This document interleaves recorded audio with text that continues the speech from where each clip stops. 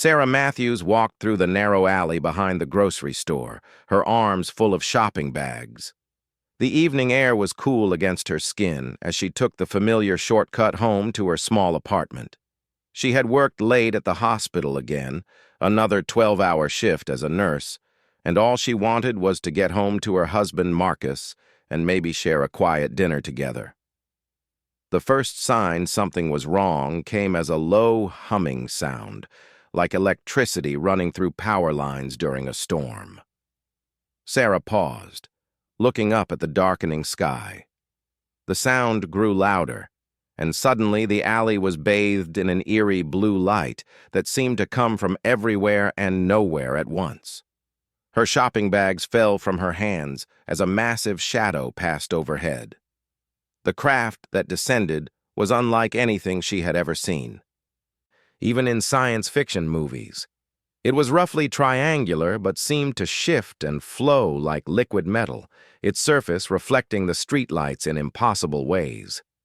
The humming grew so intense that Sarah could feel it in her bones.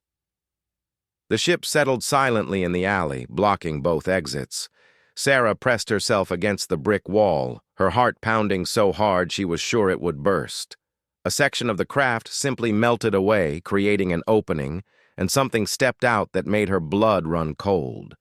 The creature was tall, easily 7 feet, with pale gray skin that looked almost translucent. Its head was elongated and egg-shaped, with large black eyes that reflected no light. Its limbs were too long, too thin, ending in hands with too many fingers.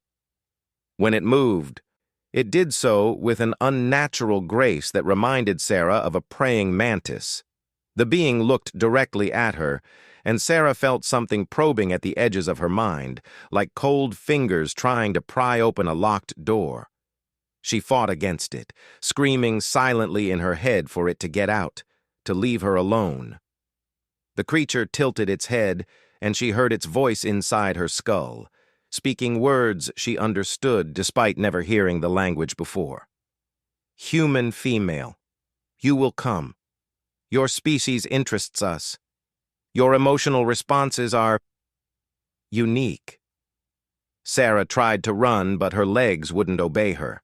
The creature had done something to her, some kind of paralysis that left her conscious but unable to move. Panic flooded through her as the being approached, its black eyes never leaving her face.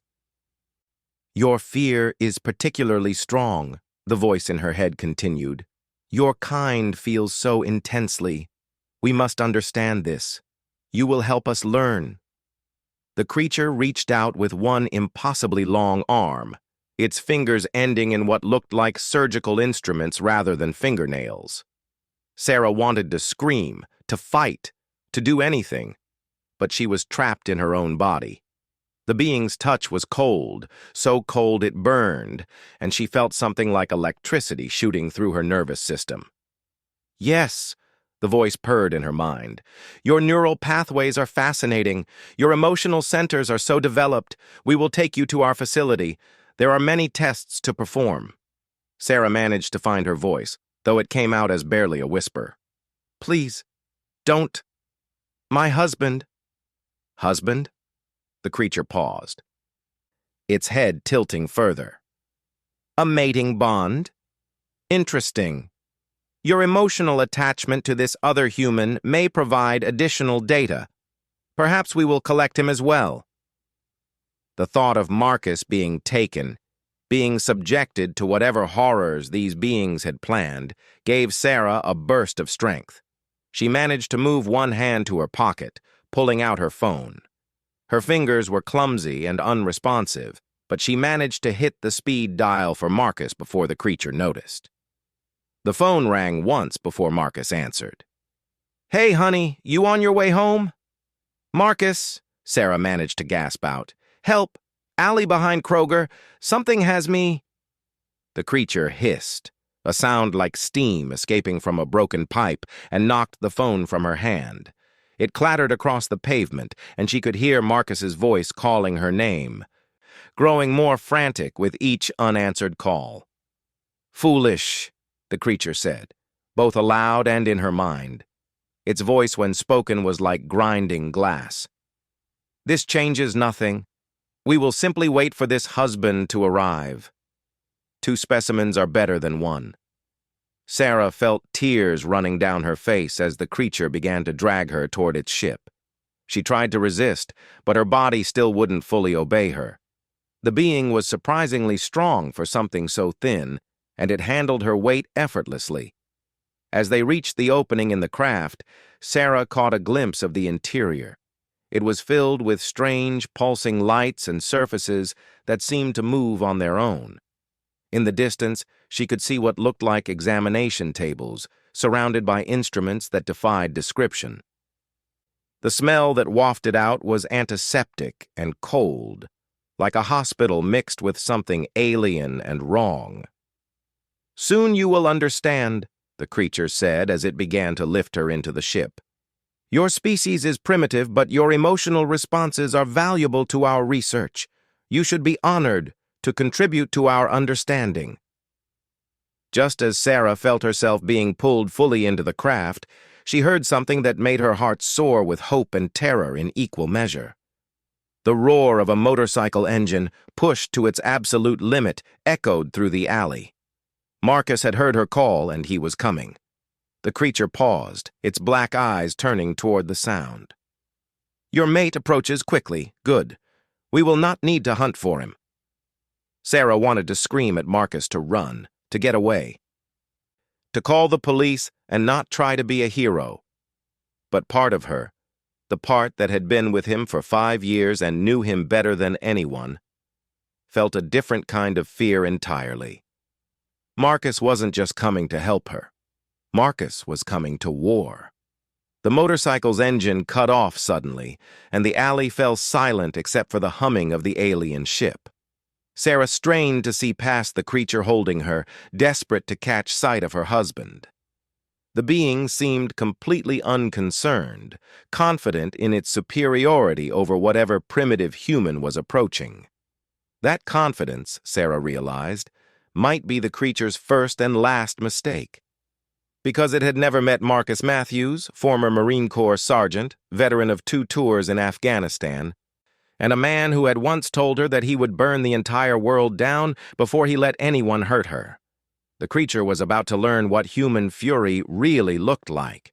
Marcus Matthews moved through the shadows at the mouth of the alley like a predator stalking prey. 37 years old, built like a brick wall with calloused hands and scars that told stories he rarely shared, he had learned patience and precision during his years in the Marines. But right now, seeing his wife in the grip of something that shouldn't exist, patience was the last thing on his mind. He had grabbed his service pistol from the gun safe and his military-issue knife before racing across town on his motorcycle. The phone call from Sarah had cut off abruptly, but he had heard enough. Someone or something had his wife, and they had made the mistake of letting her call for help. What he saw in the alley made his blood freeze and boil at the same time. The impossible ship, the creature that looked like it had crawled out of a nightmare, and Sarah suspended halfway into the craft, struggling weakly against something that held her paralyzed. Marcus had seen a lot of things during his tours overseas, had faced down enemies who seemed to have no fear and no mercy, but nothing had prepared him for this. The creature noticed him and turned its oversized head, those black eyes focusing on him with what seemed like mild curiosity. When it spoke, its voice was like broken glass scraping against metal. "Another human. The male mate, we presume. You arrive quickly. This is efficient. We require multiple specimens for our research." Marcus didn't respond immediately. He was taking inventory, the way he had been trained. One hostile, unknown capabilities holding his wife hostage in what appeared to be some kind of aircraft. No backup, no support, no idea what he was dealing with except that it wasn't human, and it had hurt Sarah. "Let her go," Marcus said quietly, his voice carrying the kind of calm that came before violence. "Let her go, and we can talk about whatever it is you want." The creature made a sound that might have been laughter, a wet clicking noise that made Marcus's skin crawl. You misunderstand your situation, human. You are not in a position to make demands. Your female has already proven valuable for our studies. Her emotional responses are quite intense. We believe your reactions will provide additional data. Marcus took a step closer, his hand resting casually on the grip of his pistol. I'm going to say this one more time. Let my wife go. Now. Your aggression is noted, the creature said, tilting its head like a bird examining an insect. Your species is remarkably quick to resort to violence. This will make for interesting comparisons during our experiments. The being gestured with one impossibly long arm, and Marcus felt something trying to push into his mind, the same cold probing that Sarah had experienced. But where Sarah had been caught off guard and overwhelmed, Marcus had different training. Years of learning to compartmentalize trauma, to shut down emotional responses when necessary, to function under the kind of stress that broke other people. He slammed mental doors shut, the way his therapist had taught him to deal with his PTSD. The creature's probe hit barriers built from necessity and hardened by experience. Marcus felt the alien's surprise ripple through the connection before he severed it entirely. Interesting, the creature said, and for the first time there was something other than casual dismissal in its tone. Your mental defenses are more developed than anticipated. No matter, physical restraint will suffice. The being raised its other hand, and Marcus felt the same paralysis that had taken Sarah beginning to creep up his legs. But he was already moving, muscle memory and training taking over. He drew his pistol in one smooth motion and put 3 rounds center mass into the creature's torso. The bullet struck home, but instead of blood, a silvery fluid leaked from the wounds. The creature staggered but didn't fall, and the paralysis effect intensified. Marcus felt his legs lock up, but his upper body was still free. He had maybe seconds before he was as helpless as Sarah. Your weapons are primitive, the creature hissed, though it seemed more annoyed than hurt. Your understanding of biology is limited. We are not so easily damaged as your fragile species. Marcus switched tactics instantly. If bullets didn't work, he would try something else. He pulled the pin from the military-grade flash-bang grenade he had brought, a souvenir from his service days that he had never expected to use on home soil. Maybe, Marcus said, meeting those alien black eyes with his own steely gray ones. But I bet you still don't like loud noises. He tossed the grenade into the alien ship and dove backward, pulling Sarah down with him as much as his partially paralyzed body allowed. The creature had just enough time to look confused before the grenade detonated. The explosion in the confined space of the ship was tremendous. Alien technology sparked and shrieked, lights flickered and died, and the creature let out a sound like nothing Marcus had ever heard, a wail that seemed to come from multiple throats at once. The paralysis effect vanished instantly as the being collapsed, clutching at its oversized head. Sarah fell to the ground, her body suddenly responding to her commands again. She scrambled toward Marcus, who was fighting to regain feeling in his legs. Behind them, the alien ship was clearly damaged, smoke and strange vapors pouring from various openings. Can you move? Marcus asked, checking Sarah for injuries with practiced efficiency. I think so, she gasped, tears streaming down her face. Marcus, what is that thing? What did it want? Questions later, Marcus said, hauling her to her feet. We need to move. I don't know if that stopped it or just pissed it off. As if summoned by his words, the creature began to rise from where it had fallen. The silvery fluid had stopped leaking from its wounds, and though it moved more slowly than before, it was clearly far from defeated. When it looked at them now, there was something different in those black eyes. Something that might have been anger, if aliens could feel such things. You dare, it said, its mental voice now filled with static and pain. You dare attack us. We are explorers. We are scientists. You are nothing but animals to be studied.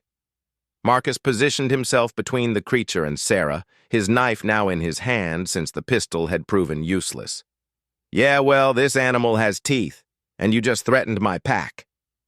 The creature moved faster than something its size should have been able to, closing the distance between them in a few fluid strides. But Marcus was ready. Years of close-quarters combat training, of fighting for his life in places where mistakes meant death, had taught him to read movement and react without thinking. He ducked under the alien's reaching arm and drove his knife upward, aiming for what he hoped were vital organs. The blade sank deep into the creature's torso, and this time the reaction was immediate. The being shrieked again, that multi-toned wail, and staggered backward. "Impossible!" it gasped, both aloud and mentally. "You are primitive! You should not be able to harm us!" Marcus pulled his knife free, ready for another attack. "Here's what you don't understand about humans," he said, his voice deadly calm. "We might be primitive. We might not have your fancy ships or your mind tricks. But we've been killing things that wanted to hurt us since we lived in caves. And when you threaten our families, we don't stop until the threat is dead." The creature looked from Marcus to its damaged ship, to the knife in his hand. And for the first time since it had appeared, it seemed to truly understand what it was dealing with. These weren't just another species to be collected and studied. These were predators, shaped by evolution and experience into something that fought back. "This is not over," the being said, beginning to retreat toward its ship. "My people will return. We will be prepared for your violence next time." "Looking forward to it," Marcus said, moving to follow, because he wasn't done teaching this thing about humanity. Not by a long shot. The alien creature had made it halfway to its damaged ship when Marcus made his decision. Letting it escape was not an option. Not when it had threatened to come back, probably with friends, definitely with better preparation. In the military, Marcus had learned that sometimes you only get one chance to end a threat permanently. This was one of those times. He sprinted after the wounded being, ignoring Sarah's shout of warning behind him. The creature turned at the sound of his footsteps, raising one long arm defensively. But Marcus had momentum and fury on his side. He tackled the alien around its midsection, driving both of them to the ground in a tangle of limbs. The creature was stronger than it looked, its thin frame hiding a wiry power that caught Marcus off guard. Those two long fingers ended in what were definitely claws, and they raked across his back, tearing through his jacket and shirt to the skin beneath. Marcus grunted with pain but held on, using his weight advantage to pin the being down. "You made two mistakes," Marcus growled, pressing his knife to what he hoped was the creature's throat. "First, you hurt my wife. Second, you threatened to come back and hurt her again." The alien's black eyes fixed on his, and Marcus felt another attempt at mental intrusion. This time, he was ready for it. Slamming his psychological barriers shut so hard it felt like physical violence. The creature recoiled, its probe bouncing off Marcus's mind like a bullet off armor. "Your mental defenses are crude but effective," the being admitted, its voice now coming entirely from its mouth rather than Marcus's head. "We underestimated your species' psychological resilience." "Yeah, well, that's what happens when you evolve on a planet where everything wants to kill you," Marcus said. "We get really good at not dying." He pressed the knife deeper, and the creature went very still. "Your ship is damaged. Your weapons don't work on humans as well as you thought, and you're bleeding out in an alley behind a grocery store. Tell me again how superior your people are." The alien was quiet for a long moment, studying Marcus with those unsettling eyes. When it spoke again, its tone had changed completely. The casual dismissal was gone, replaced by something that might have been respect. "We have studied dozens of species across this galaxy," it said slowly. "We are explorers, researchers. We catalog life, study its development, understand its potential. In all our travels, we have never encountered resistance like this." Good for you, Marcus said. Here's a free lesson in human psychology. We don't like being studied without permission. We really don't like being kidnapped. And we absolutely positively will not tolerate threats to our families. Your emotional attachments make you strong, the creature observed.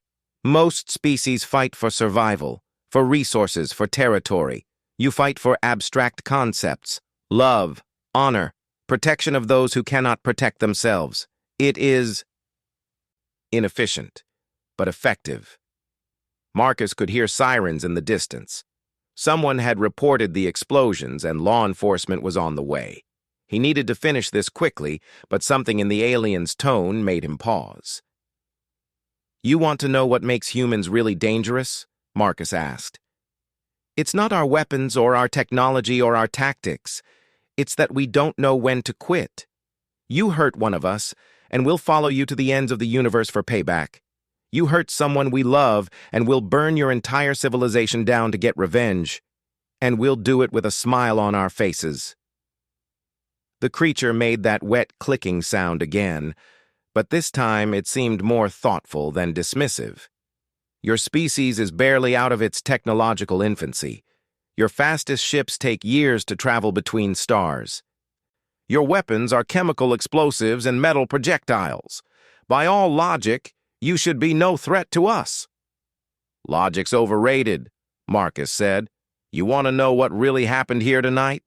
You didn't just attack some random human female. You attacked a nurse who spends her days saving lives, who gives everything she has to help other people, and you threatened to come back for her husband, a man who spent 8 years learning to kill people like it was his job. You picked the worst possible humans to mess with. Sarah appeared beside them, having recovered enough to move under her own power. In her hand was a tire iron she had pulled from Marcus's motorcycle. Is it dead? She asked, her voice steady, despite everything she had been through. Not yet, Marcus said, but we need to decide what to do with it before the police get here. The creature looked between them, and Marcus could almost see it calculating odds and possibilities. You would kill a sentient being in cold blood? You were going to experiment on my wife, Marcus said flatly. You were going to cut her apart to study her emotional responses. So yeah, I'll kill you and sleep like a baby afterward. Marcus, Sarah said quietly. Wait. Marcus looked up at her, confused. Sarah was staring down at the alien with the same expression she wore when dealing with difficult patients at the hospital. It's hurt, she said.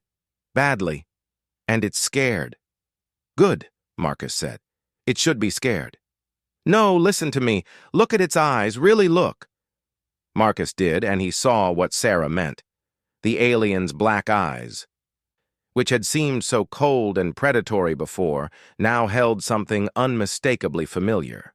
Fear, yes, but also pain and confusion. It looked in that moment almost vulnerable.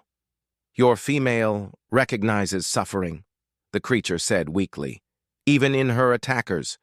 This is unexpected. Sarah knelt down beside Marcus, still keeping the tire iron ready. What you did was wrong, trying to kidnap people, planning to experiment on them. That's evil, no matter what species you are.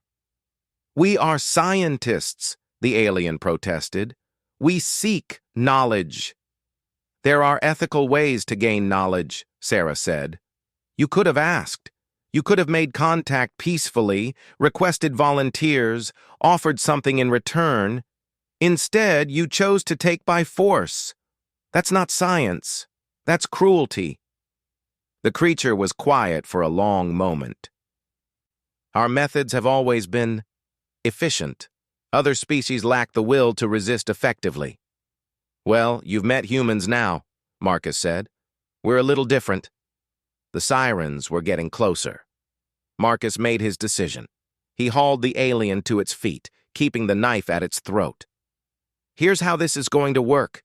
You're going to get in your damaged ship and you're going to leave. You're going to go back to your people and tell them that Earth is off limits. Any alien that comes here looking for test subjects is going to get the same treatment you got. except they might not be lucky enough to survive it. And if we refuse? The creature asked. Marcus smiled, and it was not a pleasant expression. Then humanity will develop faster than light travel for the specific purpose of hunting your species to extinction. We're very good at holding grudges, and we're even better at building bigger weapons when we need them. Sarah nodded. He's not exaggerating. We once fought a 4-year war because someone sank one of our ships. Imagine what we'd do if you kept kidnapping our people. The alien looked between them one more time, then began limping toward its ship.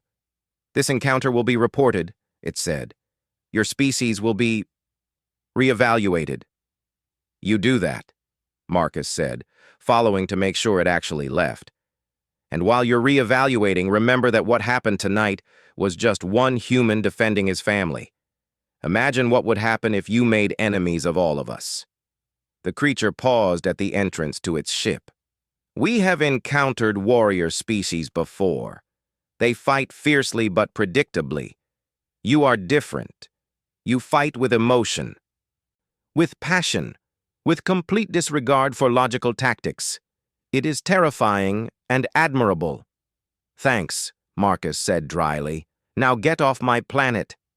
The alien climbed into its ship, and Marcus backed away, pulling Sarah with him. The craft's engines struggled to life, coughing and stuttering from the damage the grenade had caused. Slowly, unsteadily, it lifted off and disappeared into the night sky.